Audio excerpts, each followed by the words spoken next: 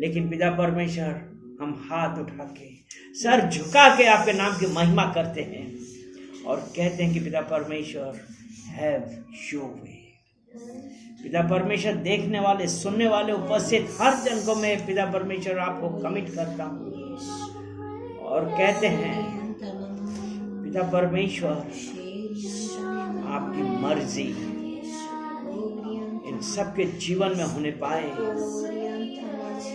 धन्यवाद करते हैं पिता परमेश्वर, धन्यवाद करते हैं। ओ जीसस, शेखर रवा शांत और वो शेखरिया कमिट, एक एक जन को पिता परमेश्वर आपको कमिट करते हैं। ओ जीसस,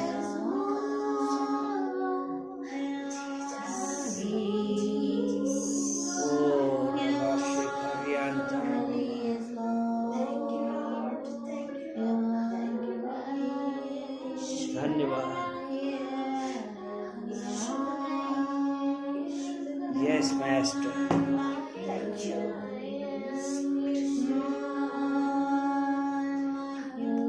ओ जीसस, जीसस, जीसस।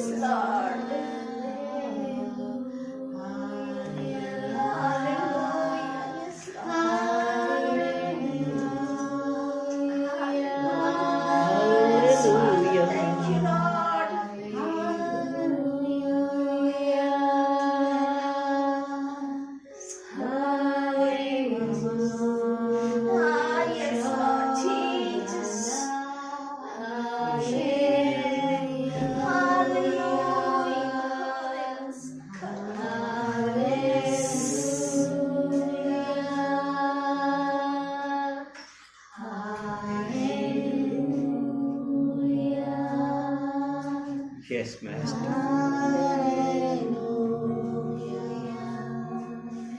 धन्यवाद करते हैं।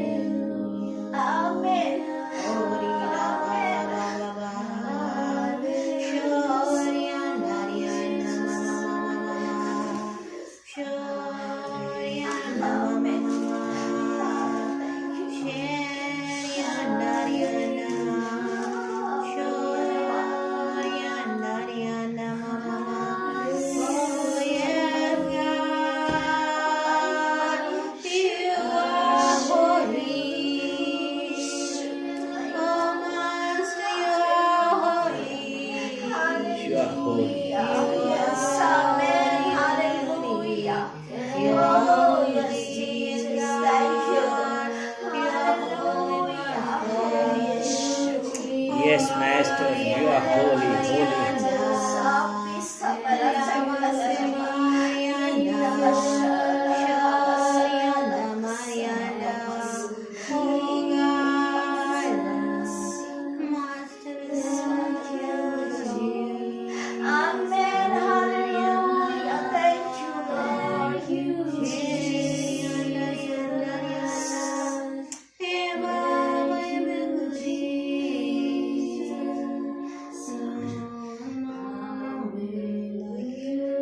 धन्यवाद पिता परमेश्वर, हम धन्यवाद करते हैं।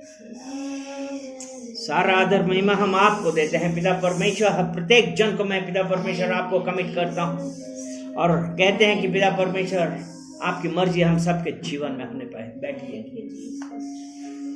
धन्यवाद करते हैं, धन्यवाद करते हैं, धन्यवाद करते हैं और कहते हैं हैव योर वे।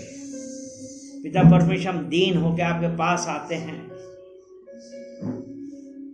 पिता परमेश्वर, आपका वचन कहता है जब हम दीन होंगे तब आप हमको ऊंचा करेंगे। If we humble ourselves, you will exalt us. पिता परमेश्वर, हम धन्यवाद देते हैं कि पिता परमेश्वर कि इस दुनिया की कोई भी ऐसी चीज पिता परमेश्वर जो आपको हमसे दूर करती, तो वचन कहता है कि कोई भी वस्तु हमको परमेश्वर के प्रेम से दूर नहीं कर सकती है।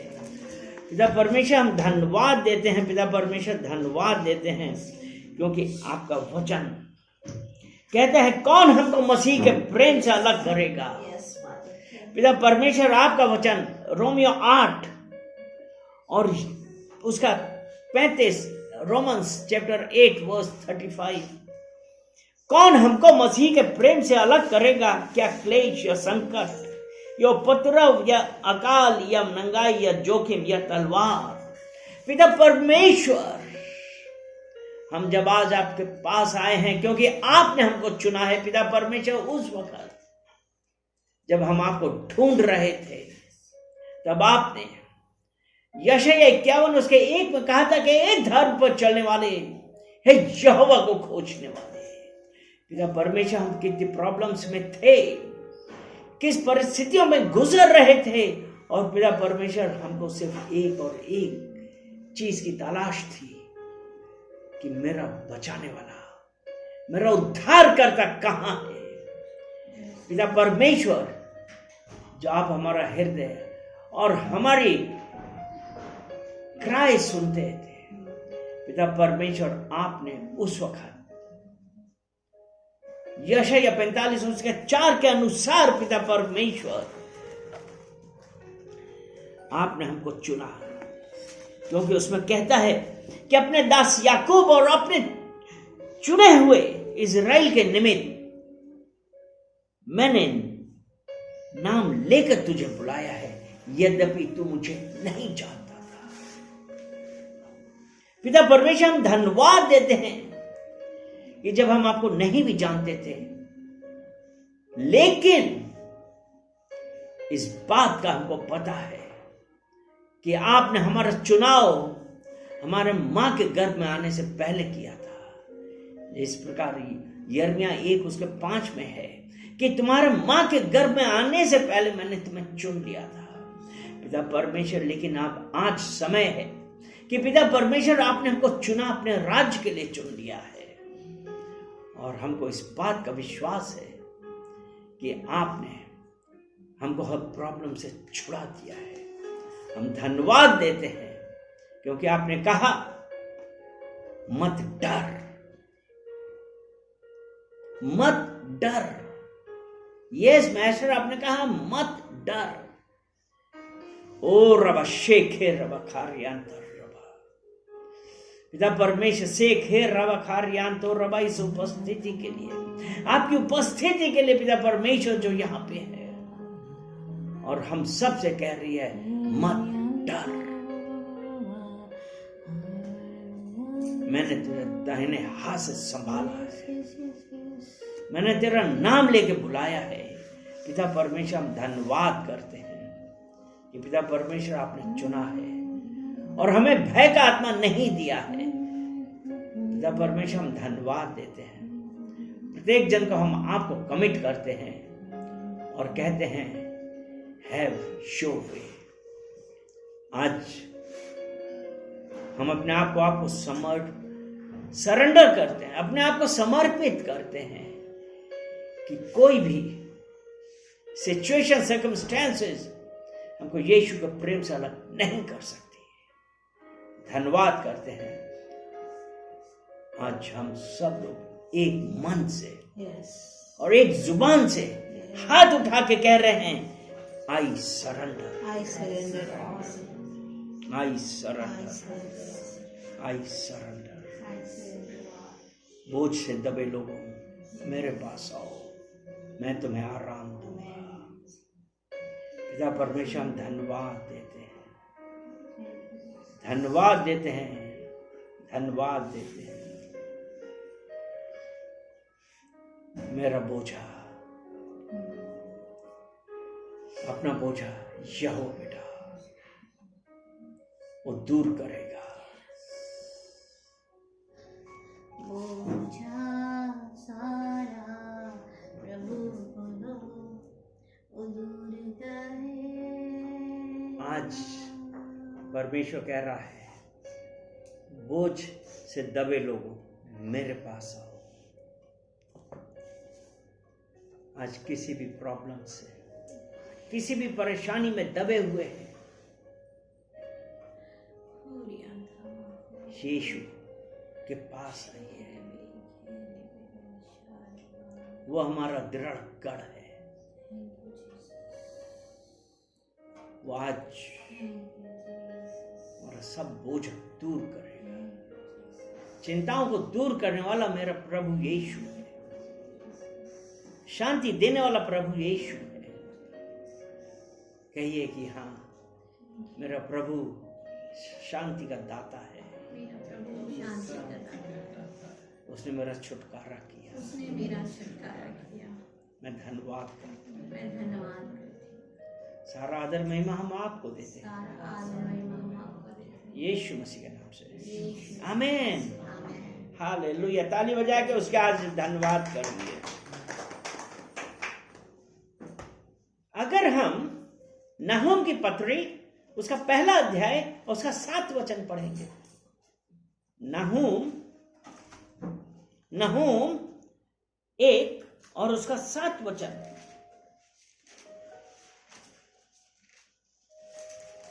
ये प्रॉमिस,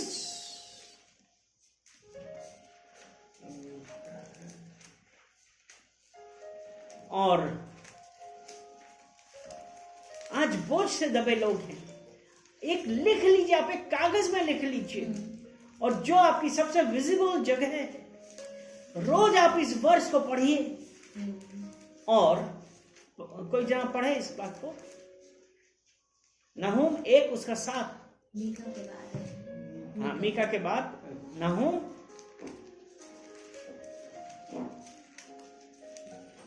1:7। इंग्लिश में पढ़ देती हूँ। Lord is good, Lord is good, a refuge in times of trouble. a refuge in times of trouble. He cares for those who trust in him. He cares for those who trust in him.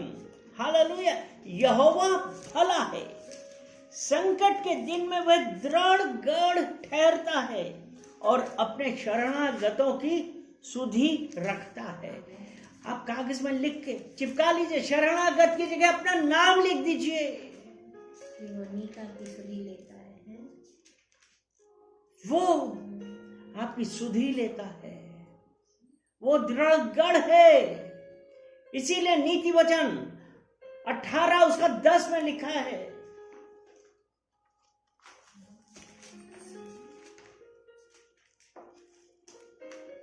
यहोवा का नाम दृढ़ गढ़ है।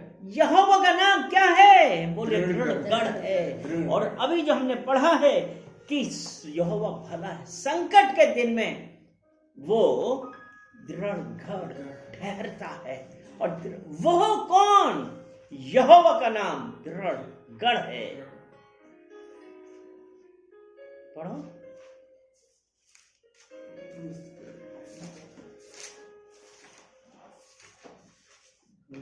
यहोवा का नाम एक दृढ़ गढ़ है, हाँ, धर्मी जन उसमें भागकर सुरक्षित रहता है। धर्मी जन उसमें भागकर सुरक्षित रहते हैं। यहोवा का नाम दृढ़ गढ़ है। आज हमें से कितने लोग इस बात का विश्वास करते हैं कि वो यहोवा जो भला है, आपका और मेरा, आपका और मेरा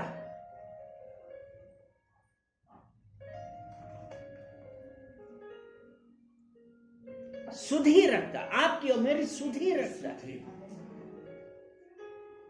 क्योंकि जब हम भागते हैं उस यहोवा के पास, तब वो जो हमारा हृदय देखता है,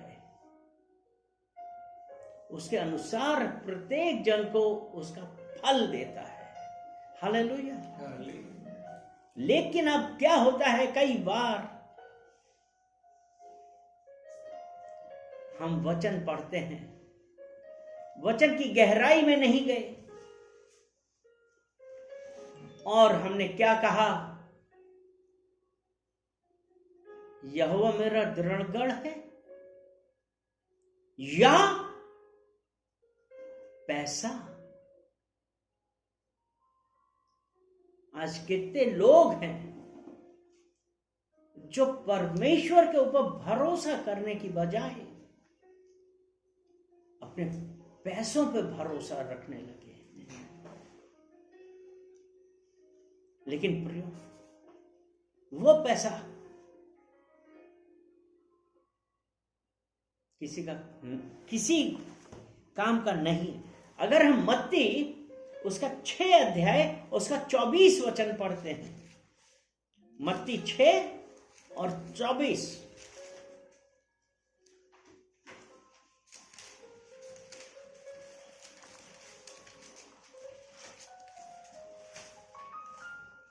कोई मनुष्य दो स्वामियों की सेवा नहीं कर सकता। कोई मनुष्य 2 स्वामियों की सेवा नहीं कर सकता।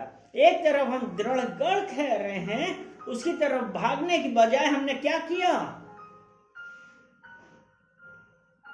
कोई मनुष्य 2 स्वामियों की सेवा नहीं कर सकता, क्योंकि वह एक से बैर और दूसरे से प्रेम रखेगा, या एक से मिला रहेगा और दूसरे को तुच्छ जानेगा। तुम परमेश्वर और धन दोनों की सेवा परमेश्वर और धन दोनों की सेवा नहीं कर सकते।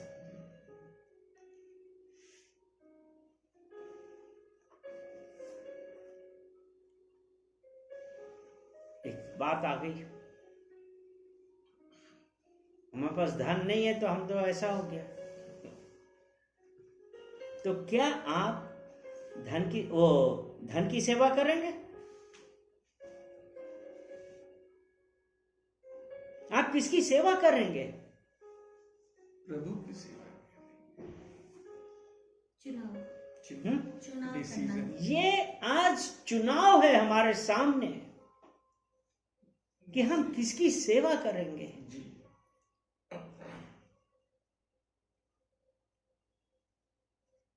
अभी आज सुबह ही हम लोग बात कर रहे थे, पैसे ही की बात आ रही थी, तो एक वचन है कि चुनाव, देखिए चुनाव की बात आई ना, तो अगर हम वचन पढ़ते हैं व्यवस्था विवरण उसका 8 और उसका 17 वचन, डिट्रोनॉमी चैप्टर 8 वर्स 17,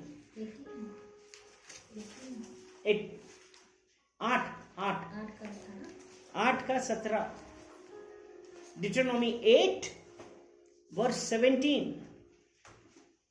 और कहीं ऐसा ना हो कि तू सोचने लगे यह संपत्ति मेरे ही सामर्थ और मेरे ही भुजबल से मुझे प्राप्त हुई। हाँ, देखा, कोई मनुष्य 2 स्वामियों की सेवा नहीं कर सकता, या तो एक से मिला रहेगा और दूसरे को तुच्छ जानेगा। अब यहाँ पे वचन ये कहता है, कोई भी, क्या है, और कहीं ऐसा ना हो हाँ, कि तू सोचने लगे कि ये धन, ये संपत्ति, जो कुछ भी है, ये मेरी सामर्थ्य से और मेरे भुजबल से मिला है।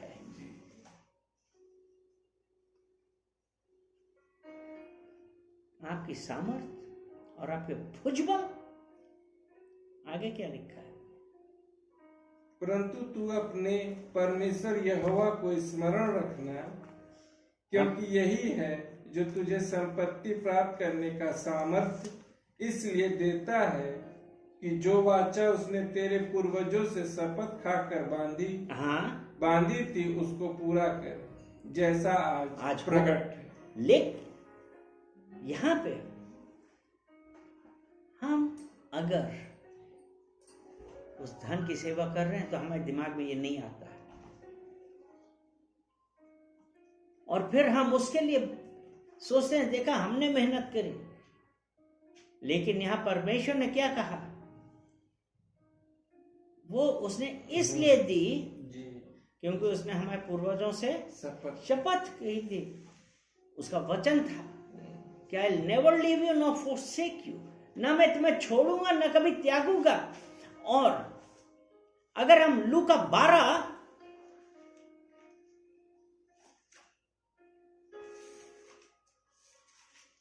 उसका 16 से लेकर 20 तक देखते हैं,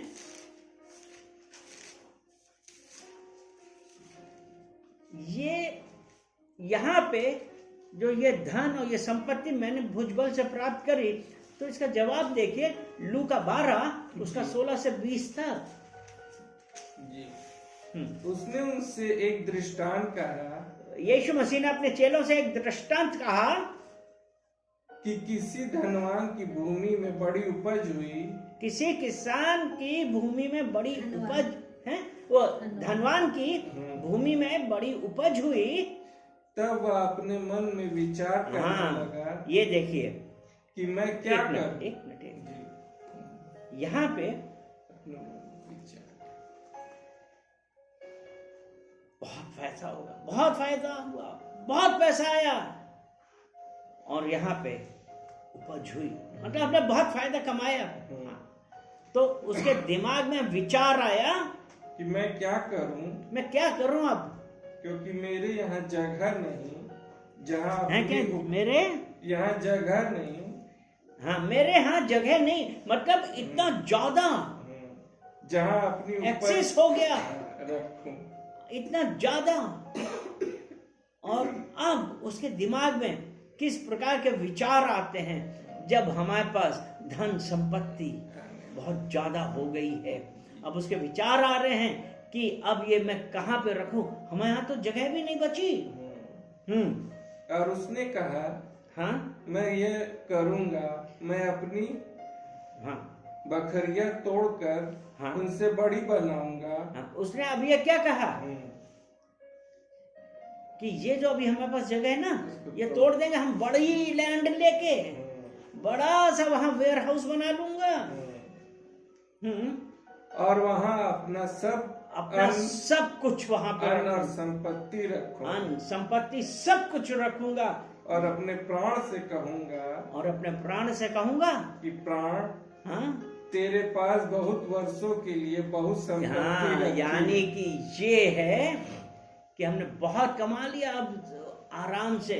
और वो कह रहा है कि सबसे कहेंगे, भाई देखो आराम करो, अभी हमारे पास बहुत है, अपने नाती पोतों तक सबके लिए कह दिया हमारे पास बहुत है। चैन करो, खा पी और सुख से रह, खाओ पियो और सुख से रहो, क्योंकि हमने वचन पढ़ा था व्यवस्था विवरण 8:17 में कि मैंने अपनी सामर्थ्य से, अपने भुजबल से प्राप्त किया है, और ये उसका है। वो जो घमंड हमारे अंदर आया है, और अब हम ऐसा करेंगे, वैसा करेंगे, आज हम ये बढ़ाएंगे, हम वो बढ़ाएंगे, और साथ में अपने लोगों से। यहां पे जो देखने वाली बात है, उसने कहा मैं अपने प्राण से कहूंगा, यानी कि अपने घर वालों ही से।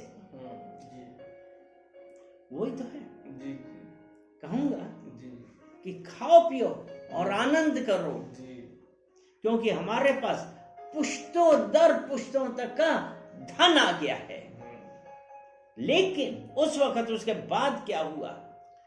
परंतु परमेश्वर ने उससे कहा कि आज रात, हे मूर्ख, इसी रात तेरा प्राण तुझसे ले लिया जाएगा। तो जो कुछ तूने इकट्ठा किया है वह किस काम का होगा?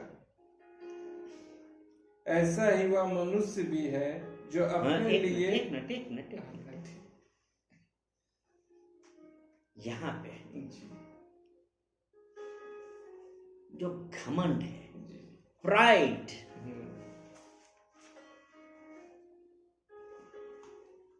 उसकी वजह से, प्राइड हमारे व्यक्तित्व का नाश करने वाला है। प्राइड इज अ बॉन्डेज जो हमको परमेश्वर से दूर कर रही है, और उस प्राइड की वजह से हम नाना प्रकार की व्याधियों से ग्रसित हो जाते हैं। और परमेश्वर ने कहा इस रात तू ले लिया जाएगा। इतना धन आया, हार्ट अटैक हो गया,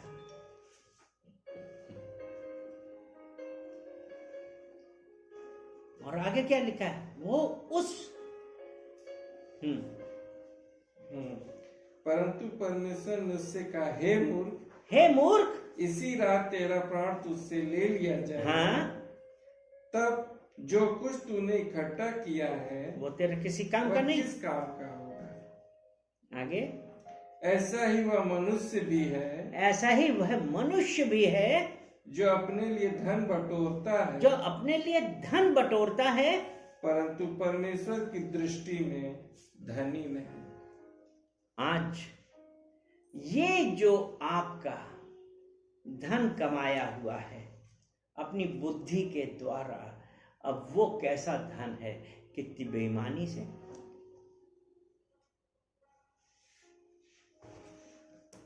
फिर से पढ़ें इस वचन को। ऐसा ही वह मनुष्य है, ऐसे ही वह मनुष्य भी है जो अपने लिए धन बटोरता है, जो अपने लिए धन बटोरता है, परंतु परमेश्वर की दृष्टि में धनी नहीं। ऐसे धन का क्या फायदा? द लव ऑफ मनी,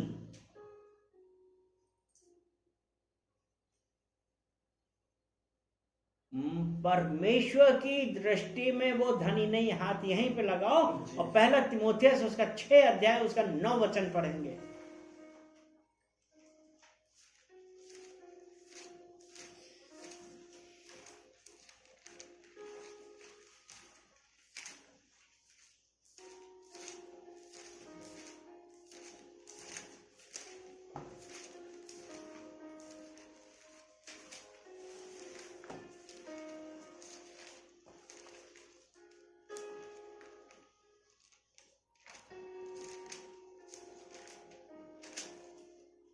ठीक 9 बच्चे। हम्म।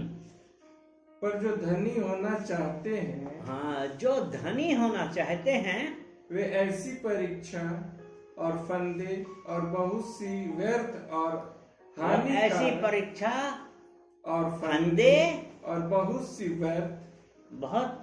सी व्यर्थ और हानिकारक लालसाओं में फंसते हैं। यानी कि वो क्या कर रहे हैं, जी वो जो धन कमाना, जैसे उसने कहा ना उसके पास बहुत सा धन आ गया, जी और जो वो धनी होना चाहते हैं वो व्यर्थ की लालसाओं में, जी। कहता है स्टार्टिंग। और पर जो धनी होना चाहते हैं वे ऐसी परीक्षा, वो ऐसी परीक्षा और फंदे और फंदा, हाँ, और बहुत सी व्यर्थ और हानिकारक लालसाओं में और बहुत सी व्यर्थ और हानिकारक लालसाओं में फंसते हैं, जो मनुष्य को बिगाड़ देती है, जो मनुष्य को बिगाड़ देती है और विनाश के समुद्र पर ले जाती, डुबा देती है। लव ऑफ मनी, ये आपका पैसे के प्रति प्रेम, साम दाम दंड भेद से कमाओ पैसा, ये जो लालसाएं हैं ये हमको परमेश्वर के प्रेम से दूर ले जाती हैं।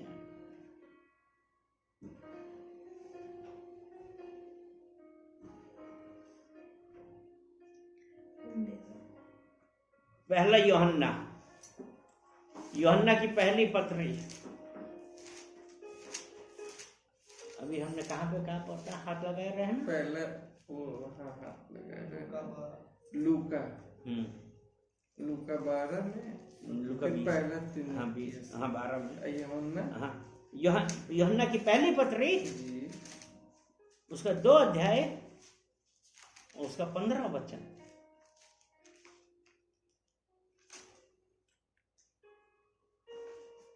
तुम ना तो संसार से न संसार में की वस्तुओं से प्रेम रखो, यदि कोई संसार से, क्योंकि यदि कोई संसार से प्रेम रखता है उसमें पिता का प्रेम नहीं है। लव ऑफ मनी,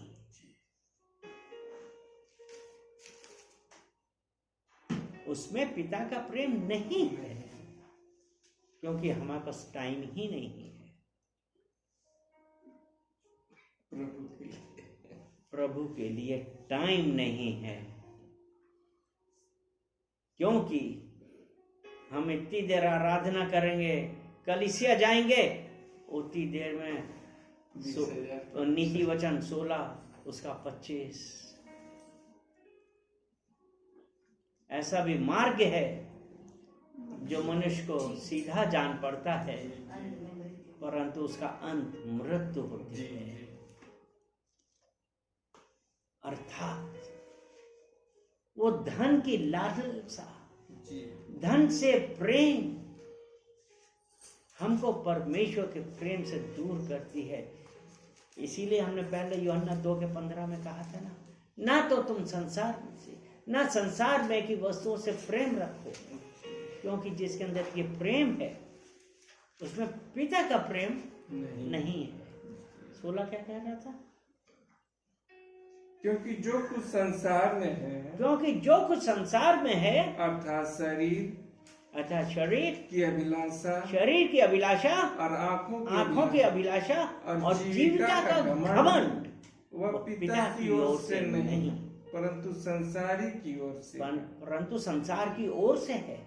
और जब हमारे अंदर संसार की ओर से है, जब हम याकूब 4 उसका 2:1 पढ़ेंगे कि तुम में ये लड़ाई झगड़े कहां से आ गए, क्योंकि वो पैसे का प्रेम हमको परमेश्वर से दूर करता है। 4 कहे याकूब, तुम में लड़ाइयां और झगड़े कहां से आ गए? क्या उन सुख विलासों से नहीं? क्या उन सुख विलासों से नहीं जो तुम्हारे अंगों में लड़ते भिड़ते हैं। अर्थात हम परमेश्वर को अपना हृदय देने के बजाय हमारे दिमाग में कि किस प्रकार आज हम उस पैसे से कमाएं, उस पैसे को कमाएं। पैसे का प्रेम हमको पिता के प्रेम से दूर रखता है। जीसस हम लूका पढ़ रहे थे ना 12:21 वचन, 16-17 हमने पढ़ा।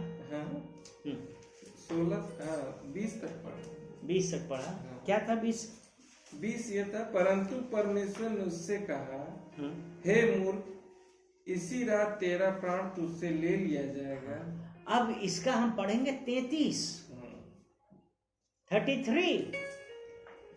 अपनी संपत्ति बेचकर दान कर दो। अपनी संपत्ति बेचकर दान कर दो और अपने लिए ऐसे बटुए बनाओ जो पुराने नहीं होते, अर्थात स्वर्ग पर ऐसा धन इकट्ठा करो जो घटता नहीं, ना उसमें कीड़े मकोड़े लगते हैं, ना सीलन और कुछ, जिसके निकट चोर नहीं जाता और कीड़ा नहीं बिगाड़ता। और हमने नीति वचन 16:25 में पढ़ा था ना कि ऐसा भी मार्ग है जो मनुष्य को सीधा जान पड़ता है, परंतु उसका अंत मृत्यु है। तो यहाँ परमेश्वर का वचन जो बात कर रहा है वो इस प्रकार है कि बेहतर है परमेश्वर के साथ समय बिताएं, परमेश्वर के साथ संगति करें, क्योंकि उसने कहा है ना मैं तुम्हें छोड़ूंगा ना कभी त्यागूंगा। उसका वचन भजन संहिता 34 और उसका 10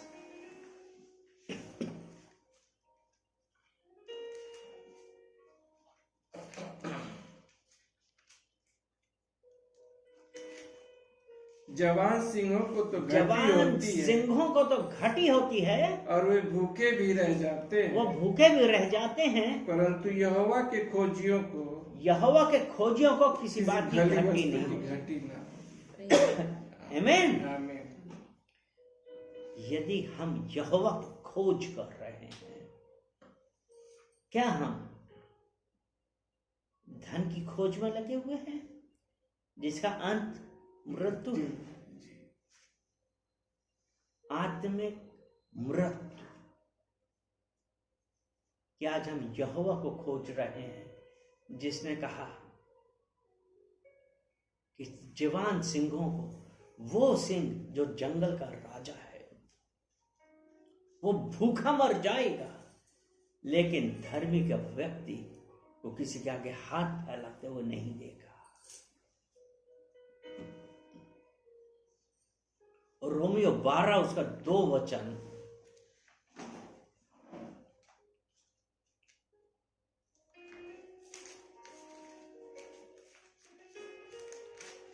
डू नॉट कन्फर्म, और इस संसार के सदृश ना बनो, इस संसार के सदृश ना बनो, परंतु तुम्हारे नए हो जाने से जी तुम्हारा सब कुछ नया हो। जी परमेश्वर हमसे क्या चाहता है? संसार के सदृश हम इस संसार के सदृश ना बने, जो हमने पहले यूहन्ना 2:15 में पढ़ा था ना, जी और 16 में पढ़ा था कि आंखों की अभिलाषा, संसार का प्रेम। तो वो ये कह रहा है कि इस संसार के सदृश ना बनो, लेकिन तुम्हारे नए हो जाने से तुम्हारा सब कुछ नया हो गया। और हम कैसे नए होंगे? हम किस प्रकार नए होंगे? कुलीसियों की पत्री उसका 3 अध्याय, उसका 4, 5, 6, 7 पढ़ेंगे।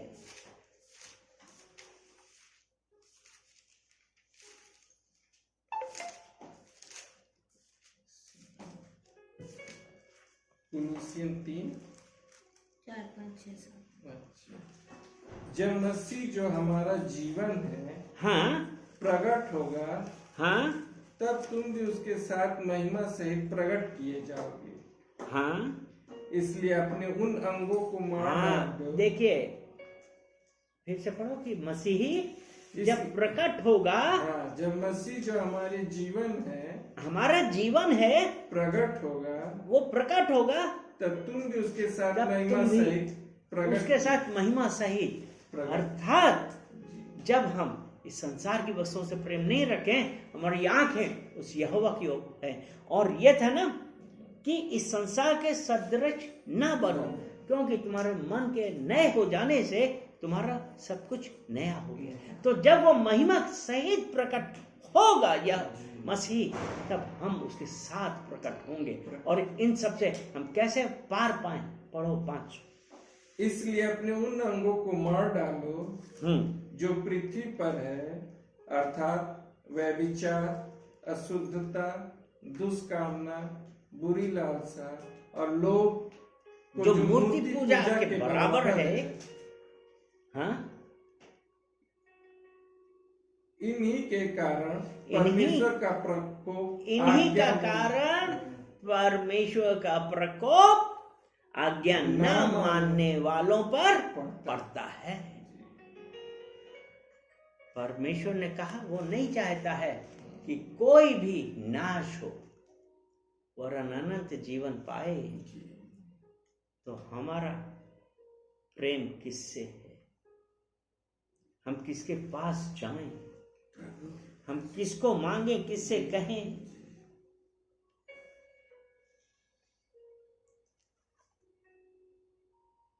नीति वचन 3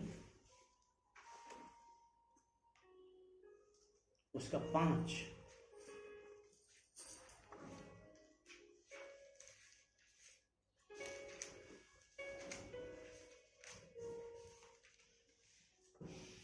तू अपनी समझ का सहारा ना तो ले, अपनी समझ का सहारा ना लेना, वरन संपूर्ण मन से यहोवा पर भरोसा रखना। क्यों पैसे के पीछे भाग रहे? परमेश्वर ने तो कहा है कि ना मैं तुम्हें छोड़ूंगा। परमेश्वर ने कहा ना मैं तुम्हें छोड़ूंगा ना कभी त्यागूंगा। हिब्रानिया उसका 13 अध्याय उसका 5 और 6 वचन।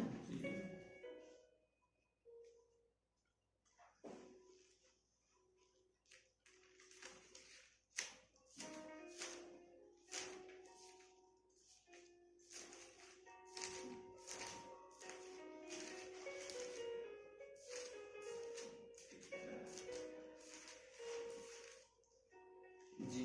हाँ, तुम्हारा स्वभाव लोभ रहित हो और जो तुम्हारे पास है उसी पर संतोष करो क्योंकि उसने आप ही कहा है मैं तुझे कभी न छोड़ूंगा। हाँ, मैं तुझे कभी ना छोड़ूंगा और न कभी तुझे त्यागूंगा। यानी कि हमारा स्वभाव कैसा होना चाहिए? लोभ रहित, लालच के पीछे भाग नहीं रहे हैं, इस संसार के सदृश नहीं बनो, वरन तुम्हारे मन के नए हो जाने से सब कुछ नया होगा, है ना? तो इसलिए कहा है कि मसीही जीवन कैसा होना चाहिए, उसमें जीने के क्या सिद्धांत है, निर्देश है कि तुम्हारा स्वभाव लोभ रहित हो और जो तुम्हारे पास है उस पर जो तुम्हारे पास है उस पर संतोष करो,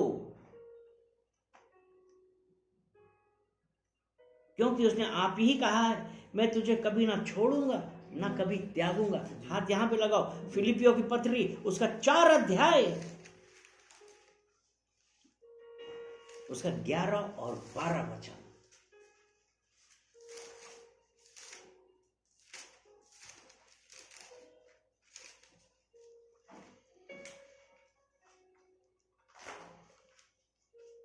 पौलुस क्या बोल रहा है फिलिपियों से?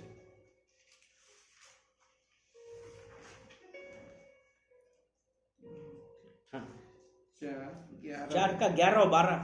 ये नहीं कि मैं अपनी घटी के कारण यह कहता हूँ, ये नहीं कि मैं अपनी घटी के कारण ये कहता हूँ, क्योंकि मैंने यह सीखा है कि जिस दशा में हूँ उसी में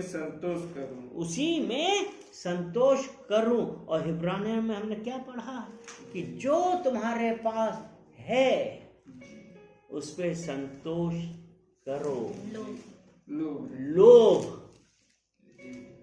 इसीलिए जब याकूब 4:1 में कहा है ना, तुम्हें ये लड़ाई झगड़े कहां से आ गए जी? कहां से आ गए?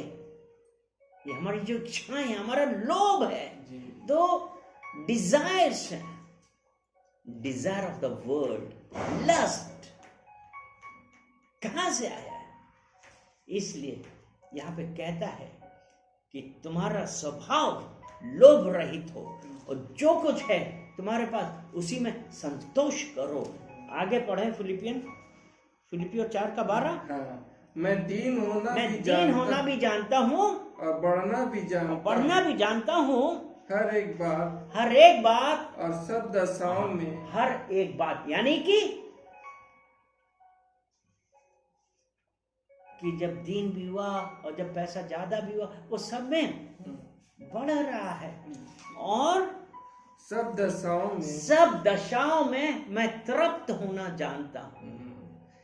क्या आज जब हमारे पास पैसे की कमी है, क्या हमने ये कहा कि धन्यवाद प्रभु? क्या हम सेटिस्फाई हैं? कि हम ये कह रहे हैं कि परमेश्वर की इस बात का धन्यवाद करें, हमारे पास तो इस चीज की कमी है? तो मेरे प्रियो, God is the source of all your income. He is a God of your desires. उसका वचन कहता है कि my God shall supply all my needs. फिलिपियो 4 उसका 19। मेरा परमेश्वर भी अपने उस धन के अनुसार जो महिमा सहित मसीह यीशु में है, तुम्हारी, बोलिए मेरी हर एक घटी को पूरी करेगा। मेरी हर एक घटी को पूरी करेगा। क्योंकि नाहूम 1 के 7 में उसने कहा है कि परमेश्वर भला है, यहोवा भला है, यहोवा भला है। संकट के दिन में वो दृढ़ गढ़ ठहरता है और अपनी शरणागतों की अपने सुधि शरणागतों की वो सुधि लेता है। आज चलिए हम उस बात का परमेश्वर को धन्यवाद कहें कि परमेश्वर हमारी निगाहें आप पे हैं, क्योंकि आप मेरा दृढ़ गढ़ हैं। आप मेरी हर पोजीशन, मेरी सर्कमस्टेंसेस, मेरी सिचुएशन, पिता परमेश्वर आज मैं सब कुछ आपको कमिट करता हूं, क्योंकि आपने कहा है बोझ से दबे लोगों मेरे पास आओ। पिता परमेश्वर, the load is very heavy, बहुत चिंताएं हैं पिता परमेश्वर, ये कमी है, ये घटी है पिता परमेश्वर। आज मैं जिससे परेशान हूं पिता परमेश्वर, रास्ता नहीं दिखाई देता है, समझ में नहीं आता है क्या करूं, लेकिन आपने कहा है बोझ से दबे लोगों मेरे पास आओ। पिता परमेश्वर, मैं हर एक जन को, एक एक देखने वाले, हर एक सुनने वाले, उपस्थित हर एक जन को पिता परमेश्वर मैं आपको कमिट करता हूं और कहते हैं कि पिता परमेश्वर हैव योर वे, आपकी मर्जी इनके जीवन में होने पाए। धन्यवाद करते हैं, धन्यवाद करते हैं, धन्यवाद करते हैं। And I believe and trust कि पिता परमेश्वर आपने प्रत्येक जन की प्रार्थना सुनी है और उसका जवाब दिया है, क्योंकि आपका वचन कहता है कि सिंह और उसके बच्चे भूखे तो रह जाते हैं, मैंने किसी धर्मी को किसी बात की कमी नहीं होने दी है। कोई धर्मी किसी के आगे हाथ नहीं फैलाता। पिता परमेश्वर, हम धन्यवाद देते हैं कि आज आपने हमारी हर जरूरत को, हमको हर कर्जे से मुक्ति दिला दी है। पिता परमेश्वर, हम धन्यवाद देते हैं क्योंकि फिलिपियों 4:19 में कहा है कि my God shall supply all my needs according to his riches and glory in Christ Jesus. पिता परमेश्वर, हम धन्यवाद देते हैं, सारा आदर महिमा हम आपको देते हैं इस सुंदर वचन के लिए। इन वचनों के द्वारा पिता परमेश्वर जो आपने हम लोगों से बातें कर रही हैं कि आपका प्रेम सर्वोपरि है। जब हम आपके ऊपर निगाहें करते हैं, हमारी आंखें आपके ऊपर हैं, तो आपने कहा है मत डर, मत डर, मत डर, मैंने तुझे छुड़ा लिया है, मैंने तुम्हारा नाम लेके बुलाया। हम धन्यवाद करते हैं, सारा आदर महिमा हम आपको देते हैं, यीशु मसीह के नाम से